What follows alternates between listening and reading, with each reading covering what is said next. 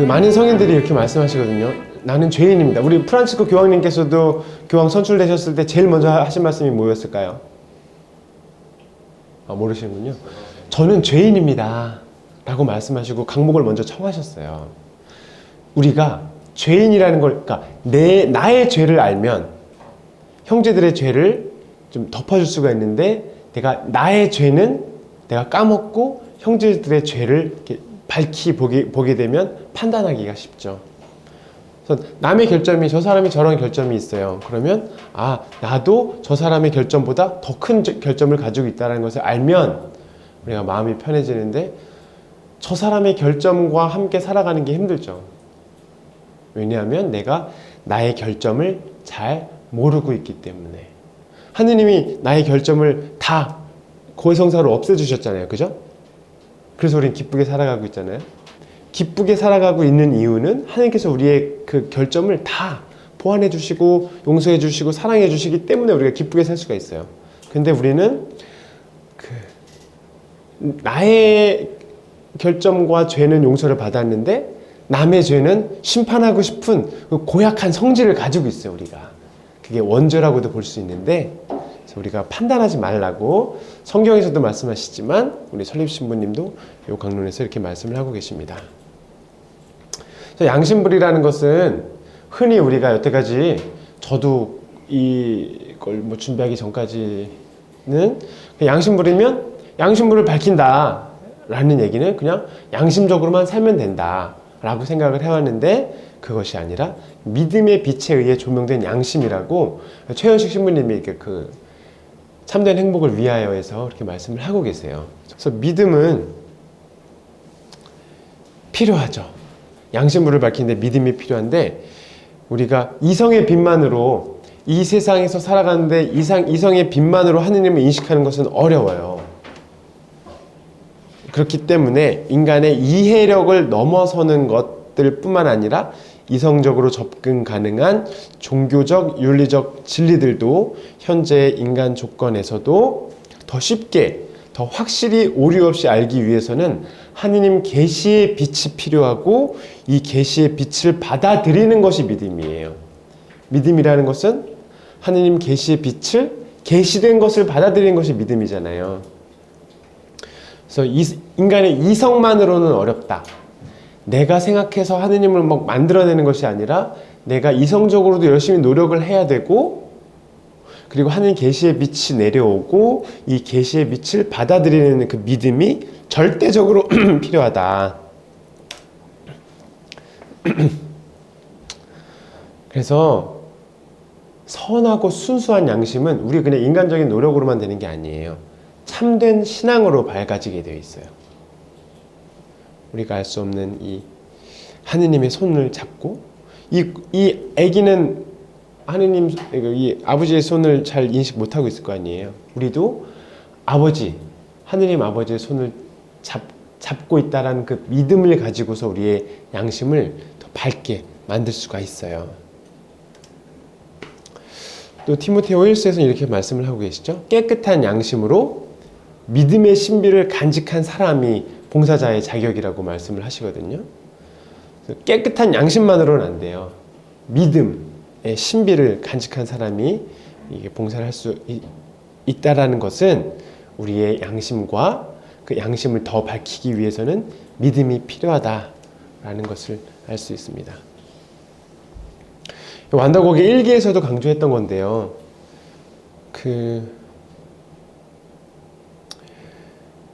이 세상이 참 지금 코로나가 지금 3년째죠. 코로나라는 이런 어려운 시국과 또 지금 그 유럽뿐만이 아니라 뭐 산불도 많이 나고 있고, 기후가 이제 좀 이렇게 기후 위기라고 얘기를 하고 있는데,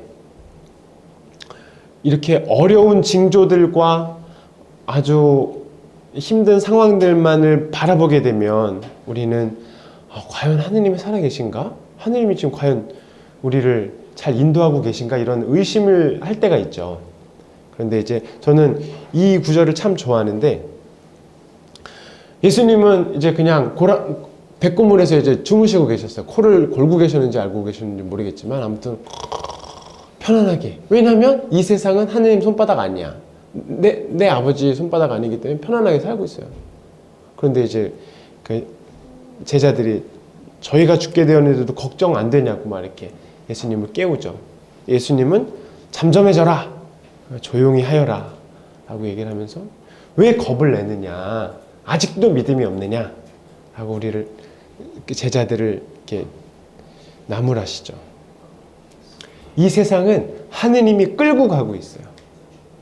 하느님께서 이끌어 가시는 세상이에요. 도저히 그렇게 안 보이지만 하느님께서 당신의 섭리로 이 세상을 끌고 가고 계시고, 또 우리 그 설립신부님 말씀처럼 이 육신의 사업, 이 자연세계뿐만이 아니라 자연세계에서 신비세계로 또 성화 사업도 하고 계세요. 여러분들 한 명 한 명을 거룩하게 만드는 게 또 우리 또 하느님 사업의 진짜 사업이에요. 여러분들을 하늘나라로 끌고 가는 것, 함께 가는 것이 이제 하느님의 사업인데, 그러기 위해서는 이 세상이 어떤 일이 있더라도 하느님에 대한 믿음을, 예수님처럼 하느님 손바닥에 있다라는 그런 마음을 가지고서 굳건한 믿음으로 신앙을 지키고 있는 것이 중요합니다. 그래서 양심불을 켜 가지고 있으면 빛이 온다. 우리가 양심불을 켜 가지고 있으면 빛이 온다. 그 빛이 바로 생명이다. 이 양심불이라는 것은 그냥 양심적으로 사는 것만이 아니라고 얘기했죠. 그러니까 그 양심뿐만이 아니라 양심불, 이 세상에서 일어나고 있는 모든 일들이 지금 하느님의 섭리로 지금 이끌어져 가고 있다라는 그 믿음의 불이기도 해요. 그런 믿음을 가지고 양심불을 켜가지고 있으면 빛이 온다. 그러면 그 빛이 바로 생명이다. 물 없는 고기, 뿌리 없는 나무는 빛이 없는 것을 의미한다. 고기는 물고기예요. 육고기가 아니라. 물고기가 물에 있어야 되잖아요. 근데 물고기가 물에 없는 것이 생명이 없는 거죠. 뿌리 없는 나무가 뿌리가 없으면 돼요? 안 돼요? 안 되죠? 빛이 없는 것을 의미한다. 그래서 사랑을 더하면 빛이 더해진다. 그러니까 우리가 양심불을 밝히고 믿음을 순수한 믿음으로 이 세상을 살아가면서 거기에 사랑을 더해지면 또 빛이 더해지는 거예요. 양심불을 밝히기 위해서는 또 선행을 많이 해야 되거든요. 그래서 사랑으로 선행을 많이 하다 보면 빛이 더 밝아지고, 그렇게 되면 이제 하느님을 만나게 된다. 여러분들 하느님 만나셨죠? 만났죠. 네, 만났으니까 지금 이 자리에 있는 거죠. 참된 행복을 위하여에서 최현숙 신부님은 양심불에 대해서 이렇게 말씀을 하고 계세요. 한번 읽어볼게요. 이 용어는 하느님에 대한 초자연적 체험의 필수적인 존재로서의 빛과 매우 긴밀하게 관련된다. 이 단계에서 양심불이라는 용어가 등장하고 그 역할이 강조되는 이유는 지성의 정화에 있어서 인간을 순수한 믿음의 빛에 의해 인도되어야 하기 때문이다. 양심불이라 함은 믿음의 빛에 의해 조명된 양심을 의미한다고 볼 수 있고, 양심불을 밝힌다 함은 양심이 빛에 의해 강렬하게 조명될 수 있도록 더욱더 하느님께 대한 믿음을 강화한다는 것을 의미한다. 지성의 정화의 내용으로서 양심불을 언급하는 것은 영혼이 지성의 완전한 정화에 도달하여 하느님과 절대적 친밀함에 들어가길 원한다면 순수한 믿음의 길을 걸어야 함을 지적하는 것과 같다. 네. 양심불을 밝힌다는 것은, 양심불이라는 것은 최현식 신부님은 믿음의 빛에 의해서 조명된 양심이라고 말씀하고 계시고, 양심불을 밝힌다라는 것은 양심이 빛에 의해 강렬하게 조명될 수 있도록 더욱더 하느님께 대한 믿음을 강화하는 것, 이 세상에서 벌어지고 있는 모든 일들, 그리고 나에게 떨어진 이 부당한 명령, 그리고 내가 해야 되는 이 숙제들, 이런 것들이 다 하느님께로부터 온 선물이고 뭐 숙제이고, 이것들을 내가 양심물을 밝히면서 하느님께서 나한테 이걸 주셨구나, 이 환경을 나에게 주셨구나, 이 십자가를 나에게 주셨구나, 저 왼수 같은 인간을 나한테 주셨구나, 이것을 믿음의 빛으로 받아들이는 것이에요.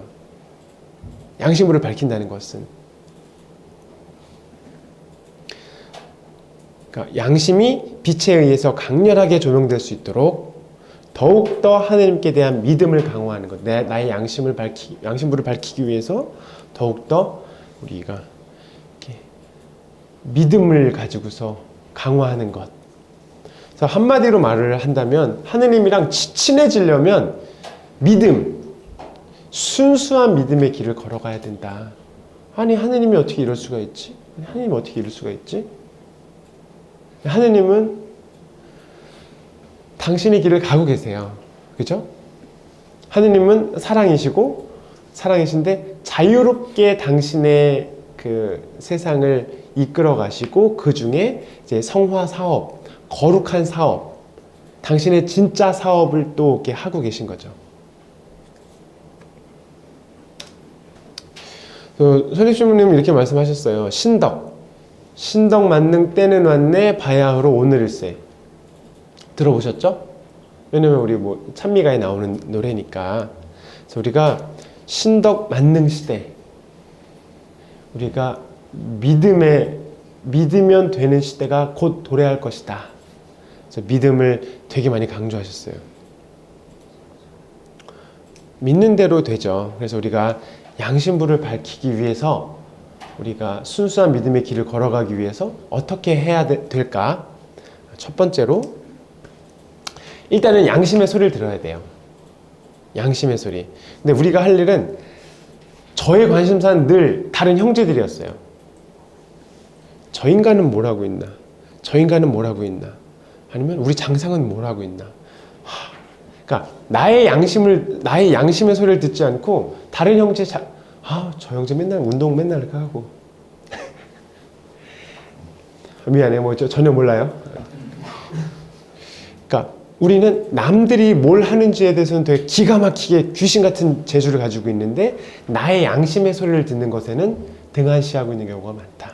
그래서 뭐 제가 표현을 하나 쓴 건데, 귀신은 뭐하나 저런 거 안 잡아가고, 쟤는 수도 생활 왜 하고, 나 빨리 집에 가지, 힘들어 죽겠네.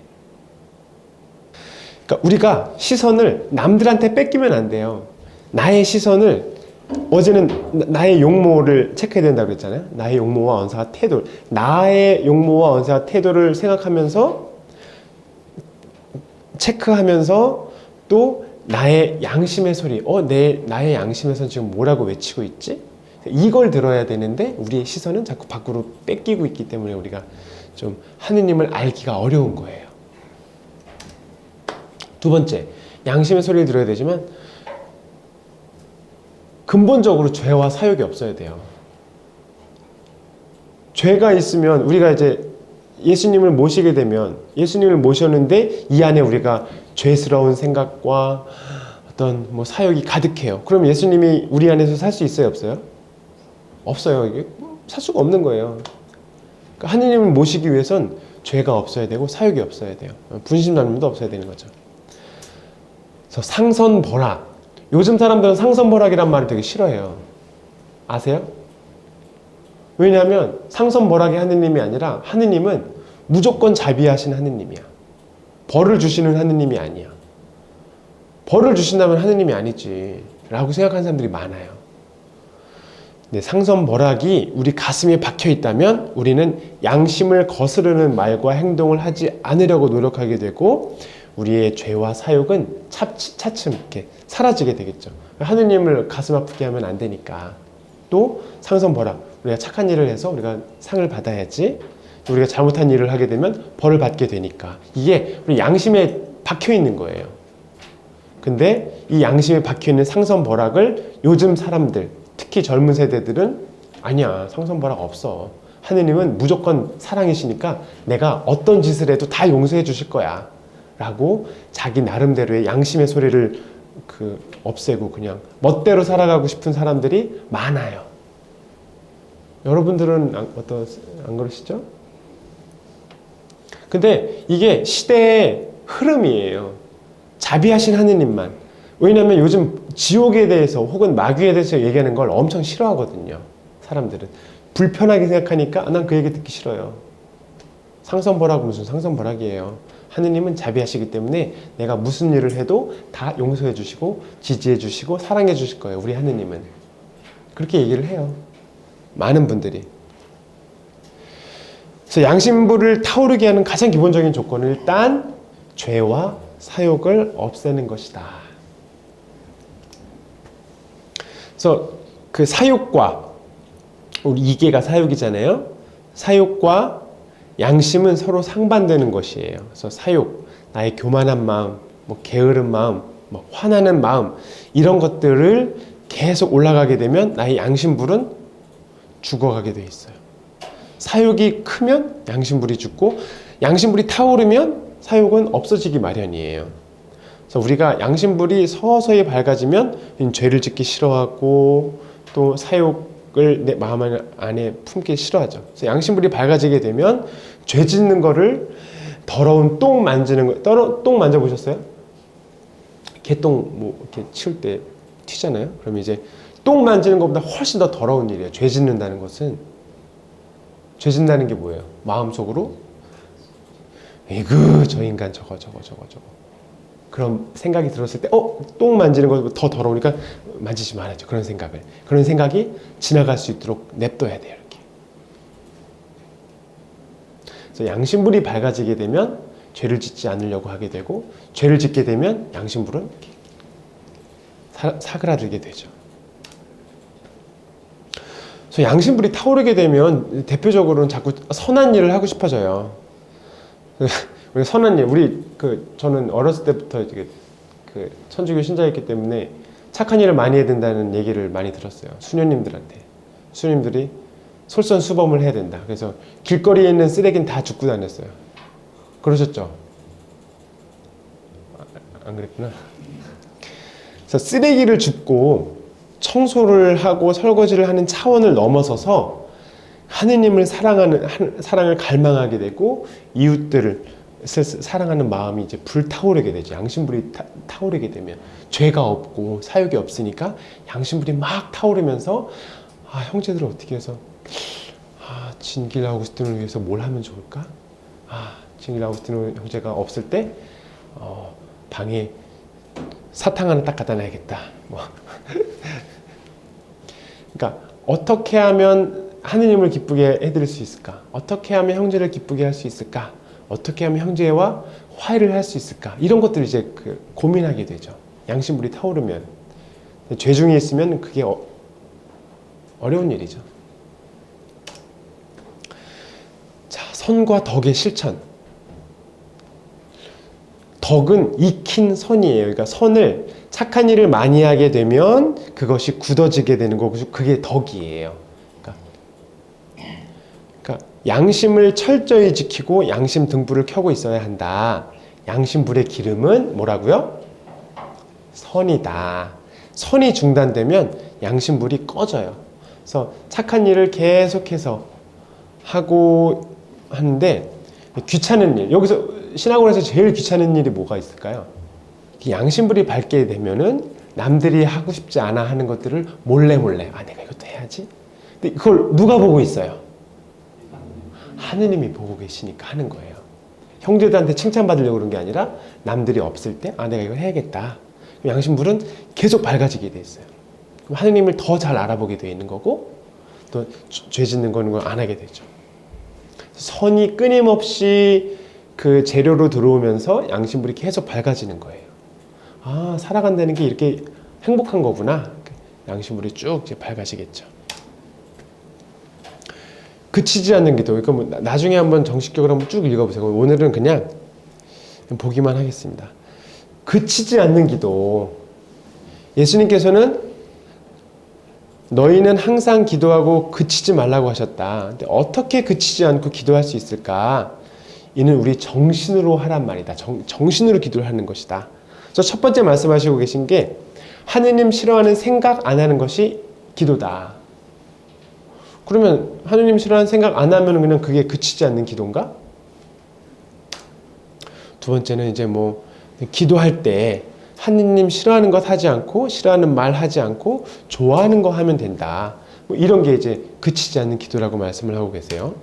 그 다음에 또 태도에 있어서 예모답고, 그 다음에 또 양심불을 켜는 것, 또 언제나 하느님이 들어올 수 있도록 마음의 문을 열어두는 게 이게 또 그치지 않는 기도라고 말씀을 하고 계시고, 마지막 양심불을 밝히고 또 촉수를 이제 높이는 것.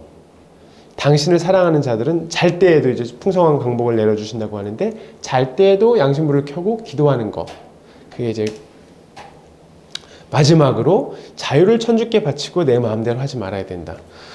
그래서 저는 이 강론을 읽으면서 그럼 결국 그칠 줄 모르는 기도라는 게 뭐야 도대체? 명확하게 말씀을 안 하시는 것처럼 느껴졌어요. 여러분들 똑똑하시니까 한번 읽어보세요. 나중에 66년 11월 10일 강론을 잘 읽어보시면서 과연 그치지 않는 기도가 뭔가. 그래서 제가 이제 파악한 건 이거예요. 반드시 무릎을 꿇고 기도를 하라는 게 아니라 그치지 않는 기도라는 것은 우리 생활 자체가 정신으로 기도를 하는 건데 생활 자체가 기도가 되어야 된다. 그래서 완더고개가 우리의 삶에 직접 스며들어야 이것이 그치지 않는 기도다. 어제 뭐 시범 보여드렸지만 문을 열고 닫는 것부터 시작해서 물을 마시는 거, 그 다음에 뭐 방으로 여기 계단을 올라가는 거, 그 다음에 올라가서 양치를 정성껏 하는 거. 그러니까 우리의 삶의 행동 하나하나가 기도가 될 수 있도록 이것이 그치지 않는 기도라는 거예요. 근데 24시간 중에서 24시간 내내, 물론 자면서도 이제 기도를 하는데 자면서도 내내 기도하고 뭐 눈을 뜨자마자 기도를 할 수는 없는 거잖아요. 그런데 그런 시간이 늘어나면 늘어날수록 우리의 양심불은 계속 밝아지게 되겠죠. 밝아지면 어떻게 돼요? 하느님을 통째로 알아보게 되는 거예요. 아, 하느님이 이 세상을 창조하신 이유가 이런 거였구나. 아, 하느님이 나를 내신 이유가 바로 이거구나. 라는 것을 이제 깨닫게 되겠죠. 축구 좋아하시는 분. 축구를 좋아하는 사람의 특징이 있어요. 어디나 축구공을 가지고 다녀요. 그러니까 학교 갈 때, 초등학교 때, 중학교 때 이제 공이 뭐 비쌌지만 아무튼 공이 어디 있어서 공을 가지고서 드리블을 하면서 학교를 가요. 저 농구 좋아하시는 분, 농구 좋아할 때도, 농구 좋아하실 때도 농구를 계속 드리블을 하면서 갔을 거예요. 그죠? 우리 때만 그랬나 봐요. 저희는 농구 드리블을 계속 잘하고 싶으니까 드리블을 하면서 학교로 가요. 이렇게 공을 튀기면서. 시끄러운데 아스팔트에서 땅. 축구를 좋아하는 사람은 방에서도 공을 튀기면서 이렇게 공을 튀기면서 이렇게 있어요.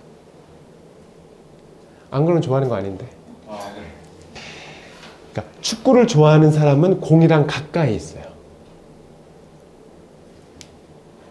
농구를 좋아하는 사람도 어떻게 쏘는지 모르겠다.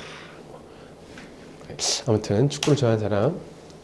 아까 시간에 또 그녀를 만나는 곳 100m 전 말씀드렸지만 사랑에 빠졌을 때, 사랑에 빠지면 누구 생각만 해요? 그쵸? 그분만 생각하죠. 아, 사랑하는 그녀 보고 싶다. 뭐 앉으나 서나 당신 생각만 해요. 축구를 좋아하는 사람은 축구 공을 계속 드리블을 하고 계속 놀고 있고, 사랑에 빠졌을 때는 또 늘 그 사람만 생각을 하게 돼 있어요. 그런데 아까쯤에 우리 등산하는 것처럼 그치지 않는 기도를 하고 싶어요. 우리 24시간 내내 우리 하느님을 사랑하기 때문에 들어온 사람들이잖아요. 하느님을 사랑하고 싶은데 축구랑 연애랑은 결이 좀 달라요. 축구는 내가 좋아하는 거예요. 연애도 내가 좋아해서 그 사람을 좋아하는 건데, 하느님도 그분을 좋아하고 뭐 사랑하는 거지만 어려워요. 내일 복음이 또 좁은 문으로 통과하라는 얘기인데, 우리는 좁은 문을 통과해야만 해요. 힘든 일이에요. 그러니까 하느님을 사랑하기 위해서는 반드시 어려운 문, 어두운 밤, 좁은 문을 통과해야만 우리가 하느님을 사랑할 수가 있어요. 그러니까 그치지 않는 기도를 아침에 눈 떠서부터 다시 다음날 눈을 뜰 때까지 이 24시간을 모두가 다 하느님을 사랑하는 마음으로 그 시간을 다 이렇게 보내고 싶은데 잘 안 되죠. 그렇게 시도를 많이 하셨을 거 아니에요. 여태까지 2패에서부터 지금까지. 그죠?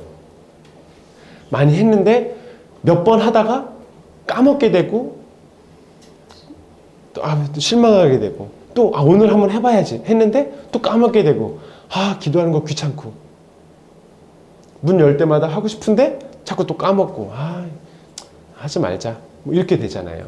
그러니까 축구랑 연애랑 내가 좋아하는 걸 하는 것과 좀 결이 달라요. 그치지 않은 기도는 쉽지 않아요. 제가 그 필리핀에서 우리 밥 먹을 때마다 하느님을 사랑하는 마음으로 먹자고 막 우리 연습 같이 했었잖아요. 밥을 먹을 때도 그리고 길을 걸을 때도 무엇을 할 때도 그치지 않는 기도로 계속 우리의 양심물을 타오르게 하고 하느님과 함께 있다라는 것을 계속 연습하면 연습할수록 잘 되는데 잘 돼야 되는데 잘 안 되는 게 현실이다. 근데 실망하지 않고 통회 정계 보속이 답이에요, 사실은.